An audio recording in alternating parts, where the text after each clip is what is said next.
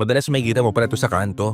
Marami palang tawag dito, pwedeng isaw, tumbong o bituka ng baboy. Pero ang talagang tawag dito ay tumbong. Masarap to sa ihaw pero napakasarap din sa adobo. So tara, wag na natin patagalin to, gawa na tayo ng adobong bituka ng baboy. 1.5 kilo pala yung nabili ko, lagyan mo ng tubig tapos na maraming bawang. Huwag kalimutan ng maraming luya tapos ang paminta. Laurel tapos asin tapos takpan mo na. After 20 minutes pare, okay na yan. Sa konting mantika magtunaw ko lang dyan ng margarine or butter pare. Sa kutsara lang yan. Lutuin mo yung sibuyas tapos pag nagbago na yung kulay pwede mo na isunod yung bawang.